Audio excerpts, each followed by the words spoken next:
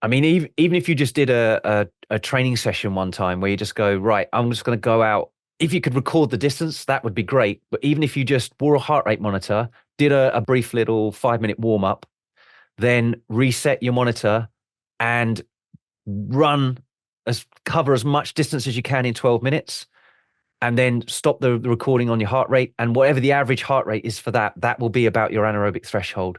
Fighters, welcome back to another episode of Heatrick Muay Thai Performance. With the Cooper run, pacing strategy is really important. So I've seen fighters, they get it all wrong. They go out, they think, right, what's the fastest pace I can go?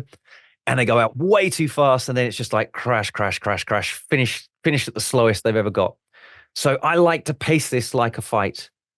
Start meaningful, but with an idea that there's headroom in my pace here, and I will up the pace continually throughout the 12 minutes, and I will finish striking for home as fast as I can, just like I would a fight as well.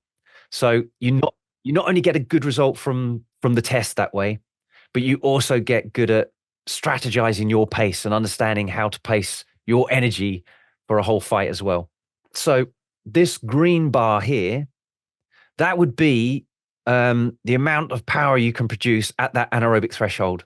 So if we, and I do this in the performance testing module, actually, with the Cooper run, I do a rough calculation on how much power you produced over your 12 minutes on the treadmill if you use that method to measure it.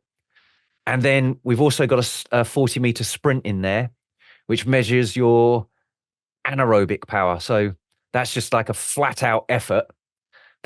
So the difference here is this is the most relentless pace you can keep up the whole fight without ever having to slow down. Anytime you push it above that, this is going into your real explosive work. And it's like, if I hang out here too long, I'm going to have to slow up and take the pace down. So this is an example here of different fighters looking at this profile. So this fighter, say, is around sort of 8 watts per kilo is their anaerobic threshold. That's the amount of work they can produce. If they were fighting this guy could work up here and relentlessly, wouldn't have to slow down. But for this guy to match him, he'd be up here in his red zone. So if he was kept there too long, he'd be gassing out, trying to keep up, and he'd be fine.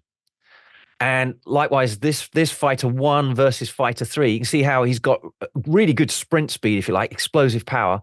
So he'd be kind of dangerous if he tried to knock you out and could do it in 10 seconds or something. He's got that power. He'd overwhelm this guy. But if this guy kept him working here, he'd be gassing out. He'd be like, oh, I can't keep this up. I can't keep this up.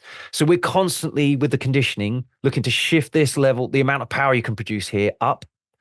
And if we can as well, give you more explosive power and this kind of knockout ability or submission crank, sudden, all going on up here at this end as well. So we're looking to kind of balance both of this.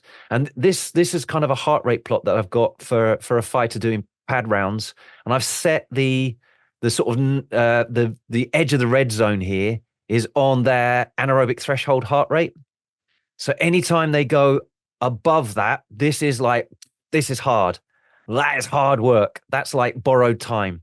And you can see the first round, they only just got up to their anaerobic threshold. So it's like, yeah, easy round.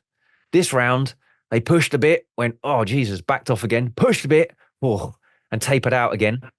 And this was the recovery between rounds. And then this third round, you see, they really went for it. And a lot of that round was above the anaerobic threshold, but they paid for it. The next round, see, they couldn't keep it up. Didn't recover from that.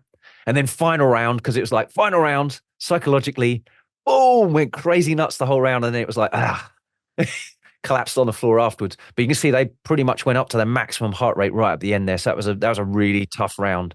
But that gives you an idea of where, if you've set like your the edge of your typically it'd be like 90% heart rate on heart rate monitors, something like that would set that red zone. I like to set that at your anaerobic threshold. So if you've done that threshold test with the Cooper run, you can set your graphs up to look like this, and you can very quickly go like, oh yeah, that was an easy round. Pushed it a bit there. Whoa, yeah, I can see exactly what I did there and why my pace had to change. And we're just looking at as well at what that heart rate recovery is between rounds. The quicker that comes down, the more aerobically fit I am. So that's all good stuff as well. And you can see that despite that being a hard round, the recovery was actually quite good.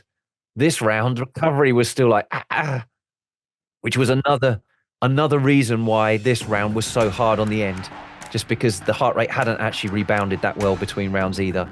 That just gives you an idea of where you're going with that.